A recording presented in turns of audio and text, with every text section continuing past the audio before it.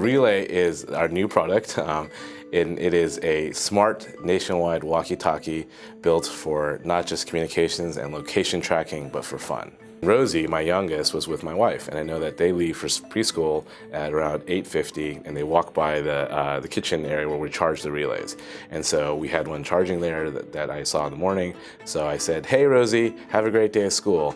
And then my wife, pushing the button for her, let her talk to me, and she said, "Hi, Daddy, like I love you," right? And again, super cheesy, but that would have never happened without Relay. Yes, maybe she could have grabbed her cell phone and put her on, but that kind of instant, whimsical communication, I think, is part of the magic of an asynchronous walkie-talkie experience. Is just by reducing the frictions of having to dial a number and pull up your phone and unlock it and all those steps, and just being able to push a button and communicate, allowed a new kind of communication between me and my 2-year-old daughter. We're looking at kids between 6 and 11 and 12, and I think in the early part of that age group, communication is a huge benefit. They don't have other ways to communicate, and particularly communicate with their friends. The use case of communication was hugely fun for my 5.5-year-old. I think when they're getting a little bit older, in 9, 10, 11, those other features, those games, this music, are going to be the things that we'll need to make it really fun for those kids as well. My daughter, the 9-year-old, we've given one to her best friend, and she's across town, and that's a lot of fun. They are able to talk to each other, and what are you wearing tomorrow, and what do you want to do tomorrow, those kinds of things, like after school. And so we've decided to build really kid up, right, with these key designs around fun and creating a device that the kid would actually want to carry, because that's ultimately where the rubber meets the road. If the kid doesn't want to carry this and the parent has to force it, it's only going to go so far. I was the one having to say, "How are you charging it? Have you charged it? Remember to put it on." We have this neighborhood where there are a lot of young kids, and a lot of them are friends and spend their days, biking around the neighborhood together. And at Halloween, it was great because we got to let them go a little bit farther. We got to let them go down the street and around the corner, just checking in with them from time to time on the relays. And that was really fun for them. That was a freeing moment for them to kind of get a little bit more of that personal freedom. We originally designed the product to be more of a voice-first interface, so similar to what you would have at Alexa, in home. And so what we quickly learned is that kids' voices are still a little bit difficult for these voice interfaces to always recognize accurately. And then the second issue was that they got tired of saying, an equivalent of Alexa, right? So they wanted something that was easier and faster, more frictionless, push a button, talk, versus Alexa, tell mommy da-da-da, or Alexa, call mommy. And so just that small aspect of having to invoke the assistant is something that we consciously got rid of to make it a simpler experience for the kid.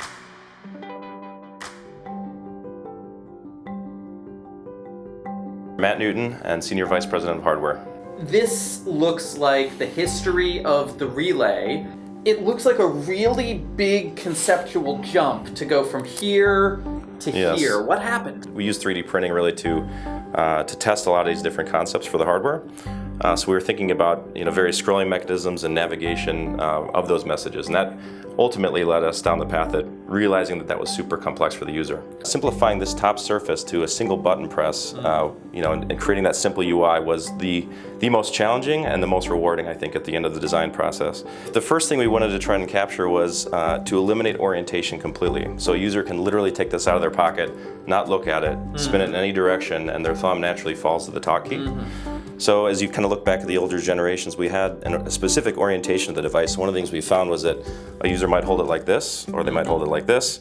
And then we went to a magnetic charger. So this device, the Gen 2 device, had a micro USB connector, and one of the things we found as we were testing with children was the orientation problem, which is why we went to USB-C in the market.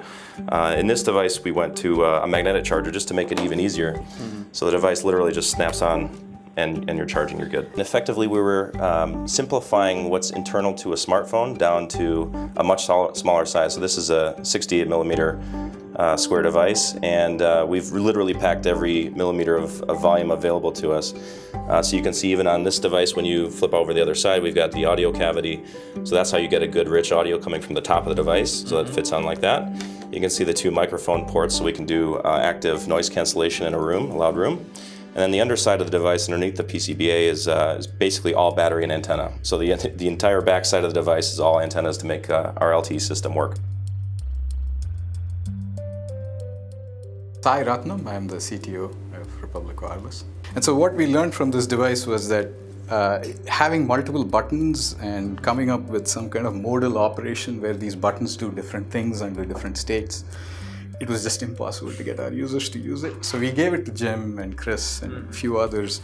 And essentially after looking at it and playing around with it, they said, I can't use this. Just too awkward. It was just too awkward. Okay. So the biggest jump there was we eliminated most of the buttons. One of the first things you have to do with pressing a single button is when you're pressing and holding the button, who are you sending this message to?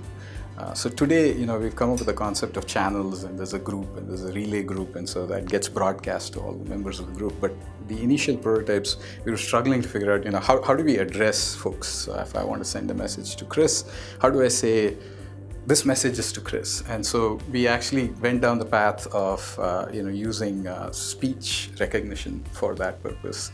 But then gradually we realized that any form of speech recognition involves storing the file on some server somewhere. And if we wanted to sell this to kids, privacy was it was kind of a top concern for us. We didn't want kids' voices to be stored on some server where someone's running an algorithm, even if it's just a machine learning algorithm to recognize who this message is for. We didn't want that to happen. And so what the design that we've come up with now, essentially, there is absolutely no data that's stored anywhere on our servers or on any third-party servers when the kid messages their parents. The messages are transferred securely. Buy Relay at www.relaygo.com. We'll principally focus on selling them in 2-packs, 2 for $149, and each one has a monthly service charge of $6.99 per month. What I'll be looking for, as much as the numbers, is the stories that come out of this, and seeing how hopefully parents are seeing screen addiction lessen and seeing kids discover new ways to play really from this device.